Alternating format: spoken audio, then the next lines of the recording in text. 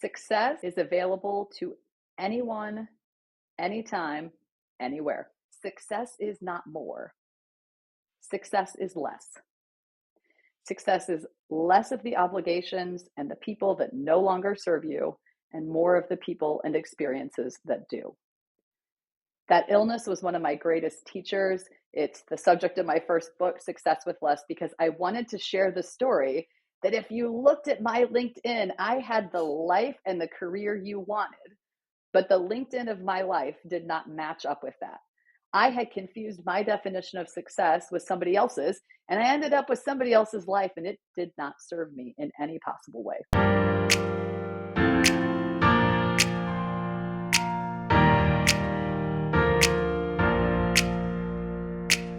Welcome to the She's So Sweet podcast, where we interview accomplished women who have worked their way to the C-suite.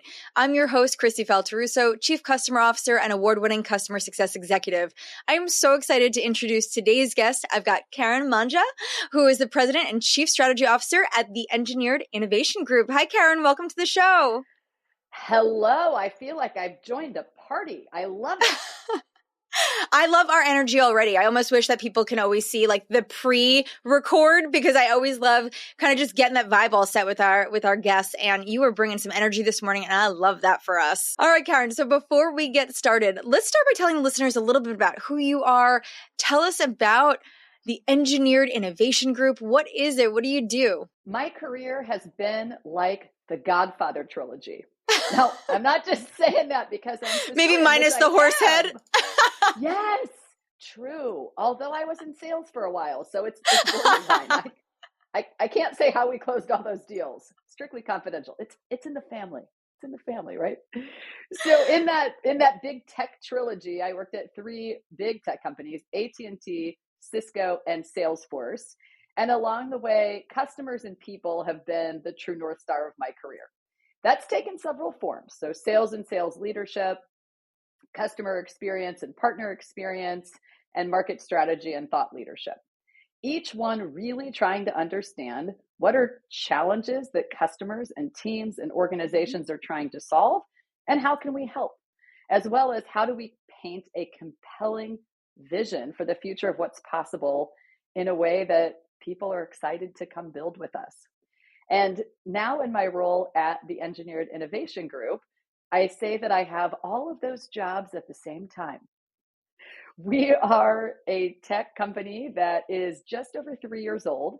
We started out doing professional services, building and deploying B2B SaaS products for others, and over time pivoted our business to now we have an AI solution that we've brought to the market. So we've gone from being more services focused to product focused, and helping organizations, especially in highly regulated industries, find use cases with real ROI, pilot, propagate, and grow AI deployments inside of their organizations.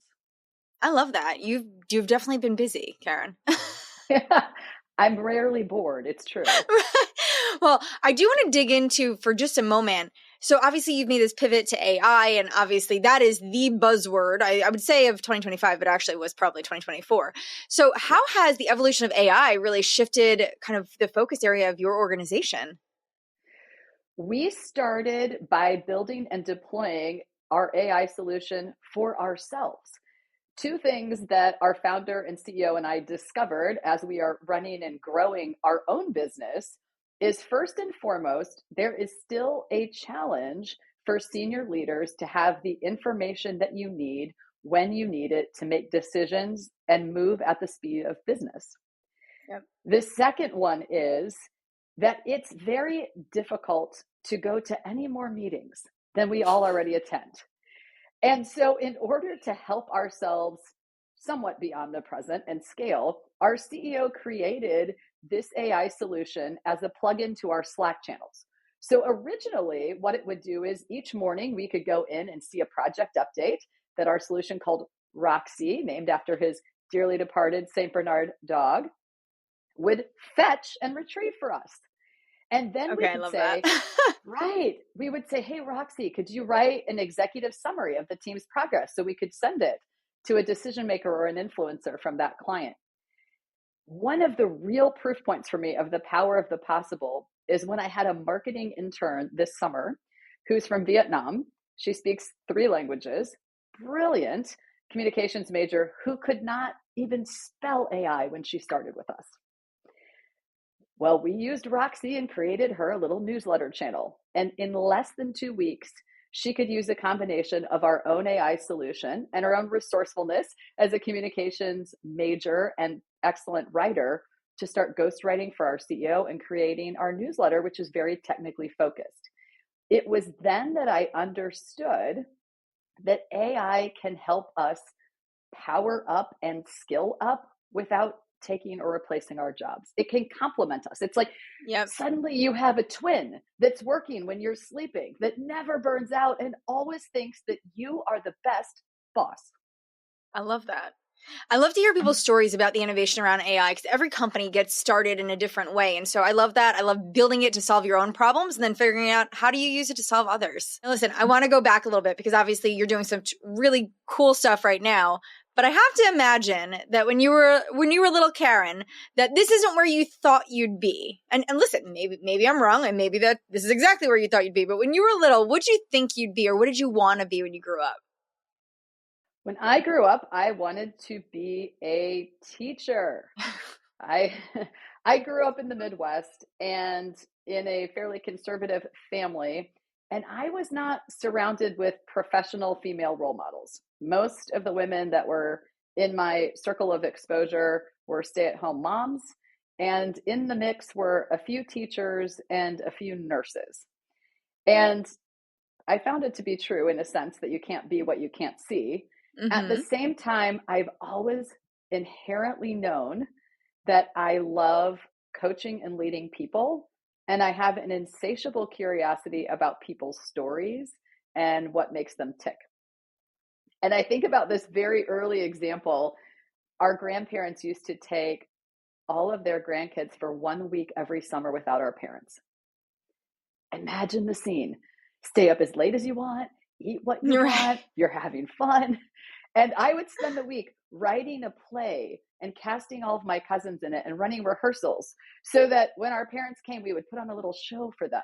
So I love that. Yes, perhaps that was the beginning of, what became, 5 books and becoming a Wall Street Journal bestselling author. But inside of that, I love to find and cultivate and bring out people's hidden potential and talent and teach them something along the way. So I actually started university as a music education major because I sing and play the piano. And after spending 1 semester working in a school with elementary children, I realized that might not be my highest, truest calling. Right. And I made a change. But what I've come to understand along the way is I still got to be a teacher when I grew up because I do executive coaching, I do career coaching, I teach college classes, I facilitate workshops for teams and organizations to help them get to breakthroughs. And I love that I still got to be what I wanted to be when I grew up, and it still feeds my soul. It just took a different format than standing in front of a class with a traditional group of students. I love that. And so I love to hear the full circle moment for you, right? And it's not about the title of what we thought we'd be. It's like, what was the purpose there? What was the work that we would be doing? And I love that you have found the things you loved about teaching and found a way to do it years later. And so it definitely have a full circle moment there for you. Indeed. Let's talk about some of the tough challenges that you had to overcome to get to where you are. Because I feel like, the good and the bad are both what make us who we are and probably contributed very heavily to how we got to where we are. So let's take a moment and reflect back on your career journey. What were some of those pivotal moments or decisions that you had to make or that you navigated that contributed to your ascent to where you are? What I like about what you're saying is the reminder that every life has a story. Right. And behind that beautiful looking LinkedIn profile is some kind of sacrifice. And I had an interesting experience that became one of my greatest teachers. I was working at Cisco at the time as a sales leader, which was a big job. And I started noticing that strange things were happening. I was starting to gain some weight. And so I explained it away as I'm having all these customer dinners. You know, what you eat at a customer dinner on Tuesday is not what you would eat at home. Right. Then I'm missing some workouts in the morning because now I'm doing the work that I didn't do the night before when I was at dinner, technically working. And along this journey, I started getting a little more tired. And what I noticed, and I think about it now in retrospect, is we all have an inside voice that talks to us from time to time. Usually that inside voice is telling us that something is out of alignment. And in my case, I did what we all, I think, typically do. I just ignored that voice and worked harder. You know, I was the classic overachiever. I was the gold star kid. And because of not growing up with professional female role models, I just did in the workplace what I did as a kid when I had a little chore chart from my mom. I was the gold star kid. Just say yes, make things look easy, pleasing, and agreeable, and sort of live by someone else's definition of success. And maybe your listeners can relate to that too. And then along came a day that had an impossible to ignore moment. And we've all had these. I picked up my phone to call my brother at the age of 33. I could not remember his name. I have one brother, and I talk to him every single week. I could deduce that we had the same last name, so I shortened the list of contacts in my phone until I could reasonably select his name. That was an impossible to ignore moment. Little did I know at the time that became a 3.5-year major medical misdiagnosis journey. It might surprise you to discover, looking at me now, that I gained 55 pounds and did not have a baby. My hair fell out. My skin turned gray. And at one point, my eyes actually changed color. And I never missed a day of work for being sick. Karen, I have to pause you for a second here. So through all of that, you ignored all of that. Yep. Yes, Wow. I did. At this point in the story, people always want to know what I had so they make sure they don't catch it. So the good news is the medical part's not contagious, but the belief system is. What I actually had when I got a correct diagnosis, thanks to a very patient and diligent doctor, was DDT pesticide poisoning. Meaning there was actually poison going through my body. And here's what's interesting about that diagnosis. While yes, I physically had poison in my body, I probably got so sick and stayed so sick for so long because I had poisoned myself with a toxic set of beliefs about what success was and what I was willing to do to get it. I was willing to sacrifice my health, my relationships, my quality of life. And we've all done this in big and small ways. That became a turning point in my journey where the first time in my life, I became crystal clear about my top priority, my top value, and that living in alignment with that top value of wellness, of course, every single day was my definition of success. That became a powerful filter for what I said yes to and what I said no to. Because for the first time, I could say, if my top value is being well, does saying yes to this, whatever this is, move me closer to or further from my personal definition of success, my living out my own values every single day. It took another 5 years to get to a completely clean bill of health. And what I discovered along the way is success is not more. Success is less. Success is less of the obligations and the people that no longer serve you and more of the people and experiences that do. That illness was one of my greatest teachers. It's the subject of my first book, Success with Less, because I wanted to share the story that if you looked at my LinkedIn, I had the life and the career you wanted, but the LinkedIn of my life did not match up with that. I had confused my definition of success with somebody else's, and I ended up with somebody else's life, and it did not serve me in any possible way. Karen, I have to ask you a question. So as a leader, right? I like to think that I pay attention to my employees and that I care for them not only as employees, but as people first. Did no one that you were working with like call out anything that they were seeing in behaviors, in appearance or anything? Like that to me seems really interesting in a work environment like that. I was observably unhealthy. And in fact, the way that I found the doctor who eventually got me to the correct diagnosis and to a cure came from three different people inside my company saying, "Hey, I've had some major medical too. This is the person you need to talk to." I felt like I was about to be on the show House. I remember when they would do those big like diagnoses. It Right. kind of felt like that. So I'm very grateful that people observe that and were willing to offer that. I love what you said about being a leader and the cues we send to our team. I was the leader that, sends you the birthday card and gets you the thoughtful gift and remembers your children's names and your food allergies and all of those things. And when I finally was on my get well journey, I made the decision for the first time in my working career to take a 2-week vacation and do no work. This means no sneaking to the bathroom saying, "I need a break." And then you're actually doing email. Right. No, "Oh, this call's so important. I just need to step away from relaxing to take the nothing." At that point in my career, I was a leader of leaders, a manager of managers.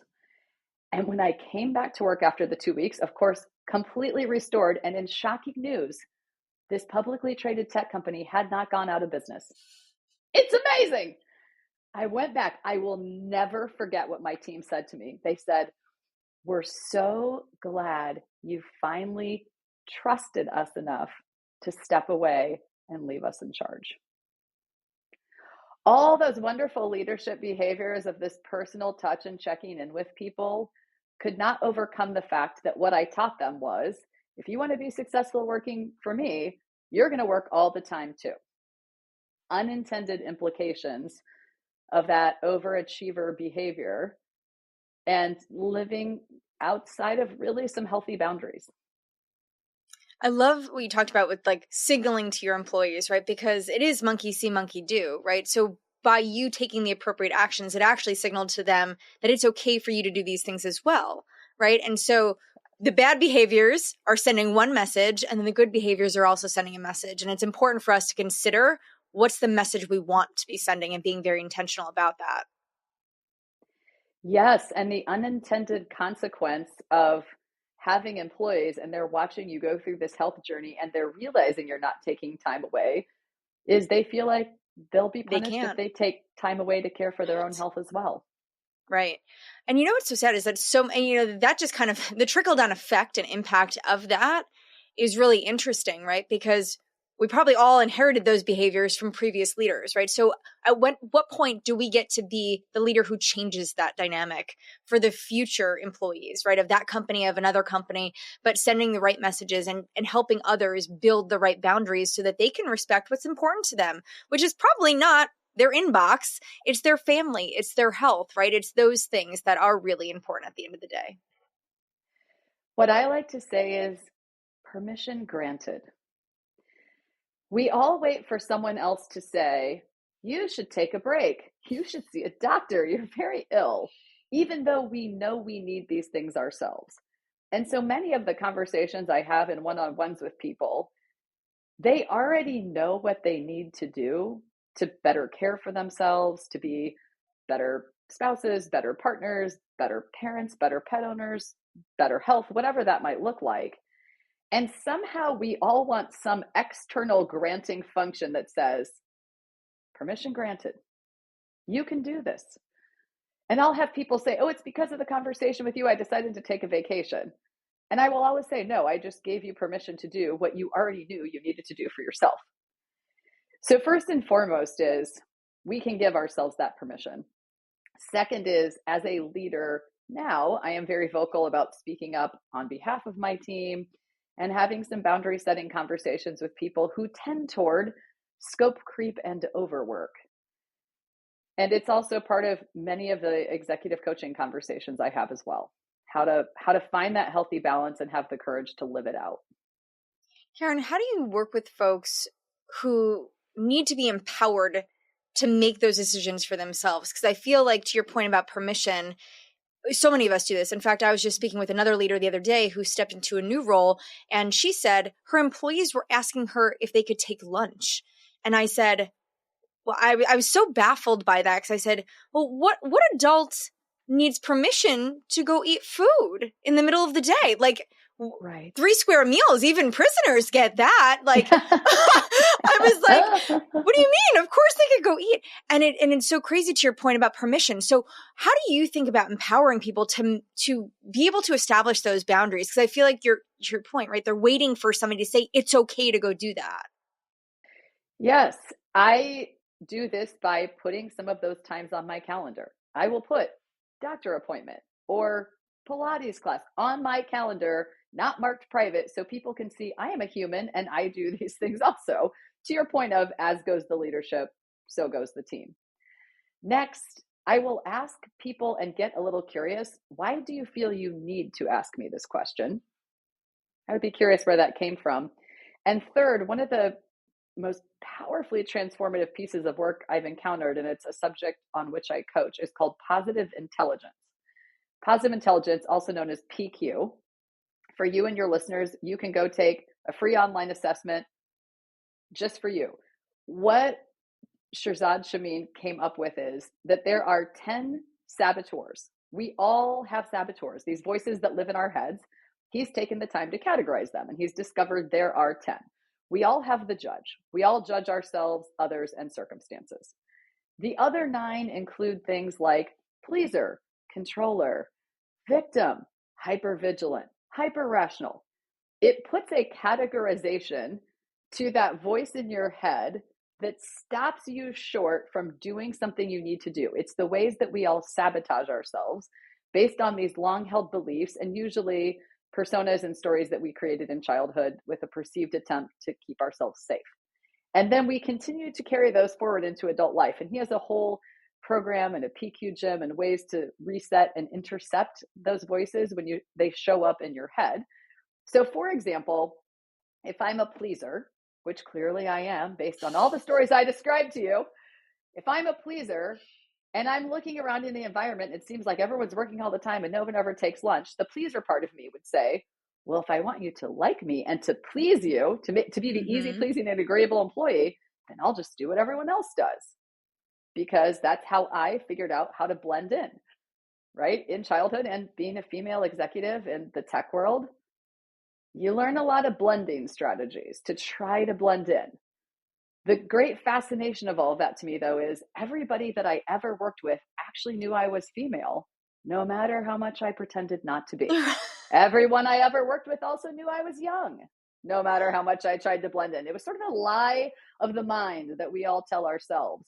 And it's unhooking some of those patterns and also believing that you're worth a break, or, as my mug says, a pause every once in a while. Oh, man, I feel like this could be the entire episode and we can go deep into that, because I almost want you to diagnose me. And you've already rattled off a couple. And I'm like, yes, the pleaser, the controller. I'm like self-diagnosing as you're going through this. And I know that I have a lot of those. So I think that is a test worth taking for me. Yes, it's informative for all of us. And I have people that have their spouses, significant others, and children take it too, because part of it is understanding how not to push someone else's trigger buttons. For sure. It's a great learning. It takes 5 minutes and it stack ranks them in order for you and gives you a score of how strong each one of these is. Okay, well, I know what I'll be doing over my lunch that I will be not asking permission to take today. The She's So Sweet podcast is brought to you by Client Success. Client Success is an all-in-one customer success platform to help post-sale implementation and success teams manage customers from new to renew. Through an industry-leading platform approach, Client Success gives businesses an in-depth view into customer health, product usage trends, along with churn and risk data so that your team can not only retain customers, but help them grow as well. Whether it's managing customer onboarding workflows in shared portals, building custom health scores, tracking sentiment with NPS surveys, or doing more with less through AI and automations.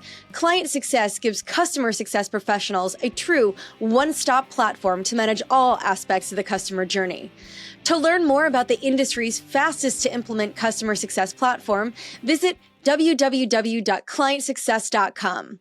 That's Client Success. Simple, powerful customer success.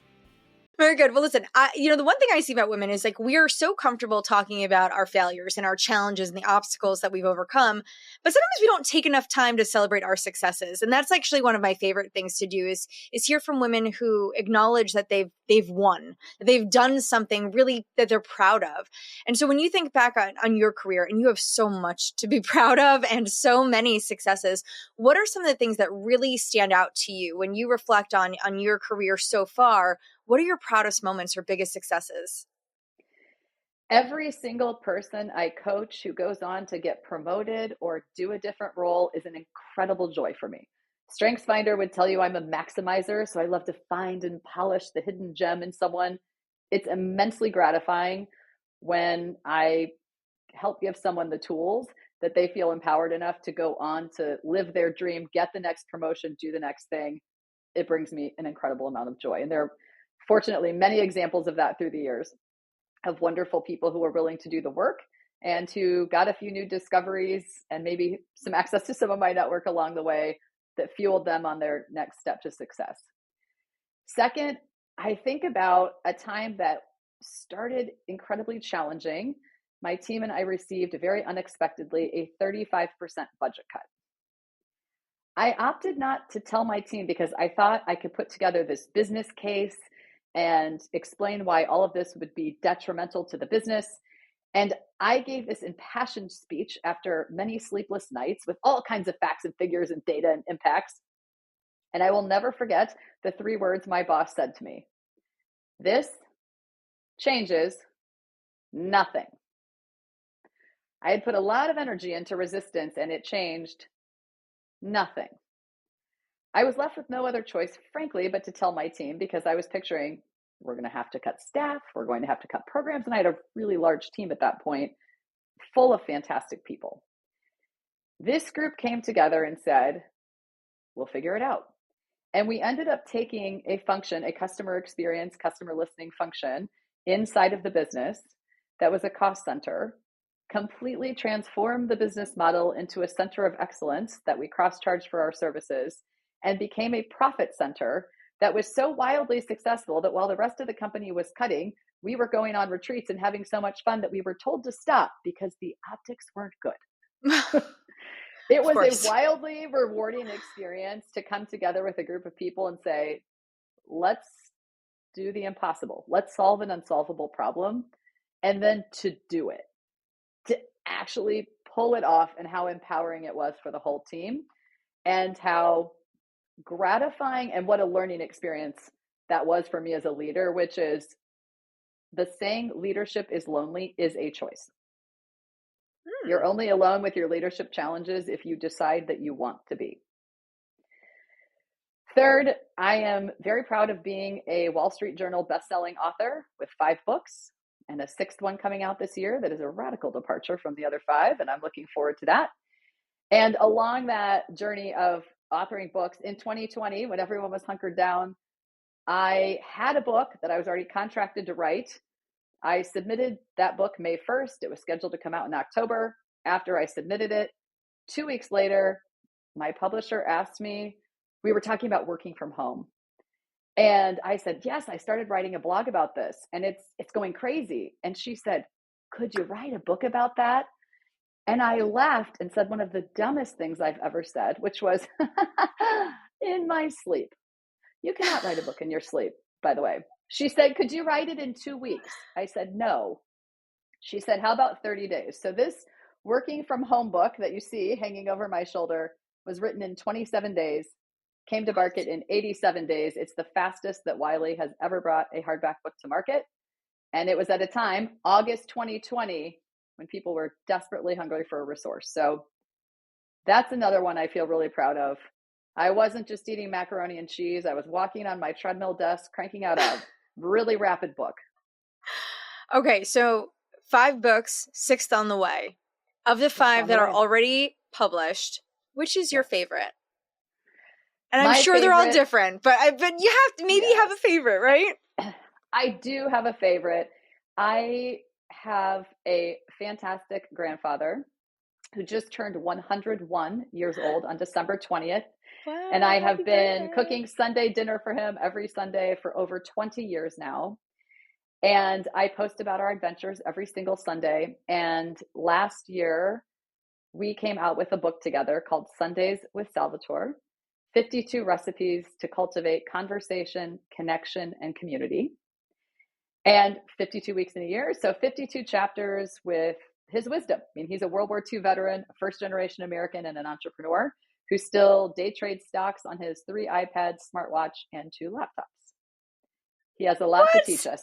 Yes. And each chapter includes a piece of his wisdom, a thought prompt to apply his wisdom to your own life, and then, of course, a family recipe with a photo of the recipe. Karen, I love that. That is, it's so special for a multitude of reasons that it is no wonder why that would be your favorite. And this is also a reminder to us all to slow down and make memories with people that matter in our lives, because time does go fast. But 101 is super impressive. So happy birthday. Yes. Okay, well, listen, one of the things that we connected on before we hit the record button, when I asked you, why did you choose to be on this podcast, right? Because everyone gets to make a choice about how they spend their time. And you talked about the fact that you also love the saying, empowered women empower women. And that is one of the questions that I always ask. It's something that I talk about in this podcast a lot with our fantastic guests. So when you think about that, what are some ways that you are empowering other women? Now, you've got your books and your blogs, and it's evident that you're doing this in a multitude of ways. But what are some of the more concerted efforts that you're taking to empower the future leaders? 2 of my favorites. First, I am very active as a volunteer with Dress for Success and working with their professional women's group. If you're not familiar with Dress for Success, it's an organization to help women realize and maintain economic empowerment. And I go in and work with these wonderful women on their resumes and storytelling and how to ask for a raise and how to negotiate. And even how to start a business. Amazingly, a number of them are starting their own businesses. Being able to share that with people who are trying so hard is gratifying. And what I thought about, and one of the reasons I was so excited to do that work, was just thinking about what would happen if every person who could not afford an executive coach could have one. What would change? So that's one example. It's all women. They're wonderful, and it's fun to celebrate their successes with them and support them when they feel challenged. The second is I brought together a group of women who were in varying degrees of personal and professional transition or at crossroads, and took them on a 1-year journey. They were called the Visionary Ladies. And I hosted monthly workshops and fun activities and meals to facilitate this journey of discovery and transformation and change in a way that people felt supported. We started with doing vision board work. We did values journaling and exploration. And I'm happy to say there have been quite a number of changes that have been for the better. A number of people who quit toxic jobs without having other ones and took a break. Another one who started her own business. Another one who's retiring to go in a completely different direction. Such a joy to lead this group of visionary ladies on a 1-year journey of discovery and transformation for free. I did this for free, just for fun, because it's the kind of work I love to do. That's amazing. Can you recall maybe one of your favorite stories that came out of one of the women that were part of that mission? Yes. There is a woman who was in an extremely toxic work environment with an extremely toxic boss. And to the degree that it had completely crushed her confidence and she felt she had no skills and nothing to offer. And with the support and encouragement of the group, she summoned the courage to resign her job and took a part-time job doing something that she loved and at the same time started a business that she had always dreamed of. And what she wanted to do was be able to bake bread. She makes amazing baguettes, English muffins. She has expanded to include other things. And paying homage to her previous work experience, she called her company Proof Positive. And it was remarkable. Once she quit the toxic job and the toxic boss, and then gave herself permission to try this new venture, after about 60 days, she looked 10 years younger. She lost 15 pounds. She was vibrantly full of joy, and she is living her best life, and her business is about to go to the next level. It was a remarkable transformation. And she felt supported enough to step out and to give it a try. All right. So Karen, I have to imagine that there are other people out there, women and men, that find themselves in toxic situations. What's one piece of advice you would offer them in that situation? I feel for anyone who is in that place, and we have all been there at some point in our career. The most important thing is to return to your values. Spend a few moments reflecting on your top value. That might be wellness, family, faith, promotion, whatever that looks like to you. And start thinking about how that shows up in your everyday life. Literally write about it. Write about how you feel when it doesn't.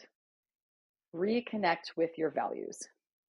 There's a wonderful activity called the Stanford Stress-Free Experiment. And if you write about your top value with pen and paper for 10 minutes and how that top value shows up in your everyday life, they can scientifically prove that even if your circumstances do not change, the way that you see your circumstances does, because you will seek out that value in other ways in your life. And it will be the beginnings of giving yourself permission to find a place where you can live more in alignment with your values.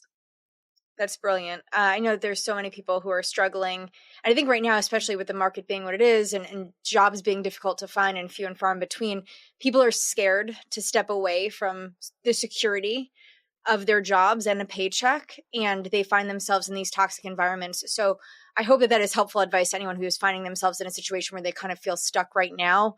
I'm hopeful that the future looks a little different for them. Same here. Okay, so something else I spent a little bit of time chatting with everyone about, because I think that this is something that interests people, is this idea or concept of balance. And when you get to a certain point in your career, is how do you do it all, right? I feel like that's always the question that I'm asked, and I don't have any good answers to it. But when you think about your life, and I think especially coming off of some of your stories from your personal and your professional career, how do you create balance in your life? How do you make sure that you are prioritizing your values and making time for the things that are most important to you, while also still staying committed to your professional mission and, still steering clear to your goals? 3 questions and a bonus question have transformed my life, and I will share them with you. When you look at your calendar and you look at your to-do list, whether that's at home or at work, I like to ask these 3 questions and this bonus question. First, does it have to be? Second, does it have to be me? Third, does it have to be me right now? Bonus question, does it have to be a meeting? By the way, it doesn't. The reality is, when everything is important, then nothing is important. When we get caught up in the stress cycle and the busy cycle, and we're human doings instead of human beings, we're no longer thinking about whether the thing needs to be done, whether we have to be the one to do it, and whether if we have to be the one to do it, and it has to be right now. You will free up time, energy, brain space. Give it a try. I've already mentally committed to those 3 questions. And now I promise you I'll be asking myself those and the bonus question as well. So let me ask you one more kind of follow up to that. How are you prioritizing yourself in your busy day? Because I find that so many women put themselves second, third, fourth, right? And so to your point with your health journey that you had embarked on, I see this all the time, is that women are putting their kids first, their spouse first, their job first, their pets first. They're never first. So how would you advise somebody who is finding that they are never their top priority when we know that prioritizing ourselves, right? We can't pour from empty cups. What advice would you offer them? I did a schedule swap. I used to be the person that first thing in the morning, jump out of bed, get some coffee, start checking the email, figuring things out, looking at the calendar for the day. And then my plan was at the end of the workday, then I would meditate and do some light yoga and write in my journal. That way I could process the day. I did the exact opposite. I took everything I planned to do at the end of the day and did it first thing in the morning, meaning I put myself first thing in the day. So no matter what happened, I've already had me time. Now, sometimes, let's be honest, it has to be abbreviated. Sometimes you don't have time for 30 minutes of meditation and 30 minutes of yoga and 15 minutes of writing in your journal about how grateful you are for life and for the dog that's barking and the kids that keep forgetting their lunch. You can do it in 5-minute increments if you need to. And then I took all of that email, buzzy brain kind of stuff and, reading the little news roundups. I put that at the end of the day. Because when that was standing between me and ending my day, suddenly this little nagging nuance kind of stuff wasn't that important. And I was very happy to skip it to get on with the rest of my life. It became less important. So I just did the reverse. Everything I never got to for myself, I decided to do it first thing in the morning. So there was no chance I wasn't on my list every single day. I love that. I also like to believe that I'm living proof of that. So I am someone who the pandemic actually helped me flip that, because I was a commuter to Manhattan from Long Island, about hour and a half, 2 hours every day to work, did not have time to put me first, would get home exhausted. And even the best intentions of exercise and meditation and journaling always kind of fell to the wayside, right? I could never find the time. I was exhausted. I had to cook. I had to clean. I had to do things. The pandemic actually afforded me the ability to start my day at 4 a.m., get my workout in at 5, do the things that felt good to me, the things that I wanted to do uninterrupted. And I think that was key also, is the ability to give that time to myself where I knew nobody could take it from me.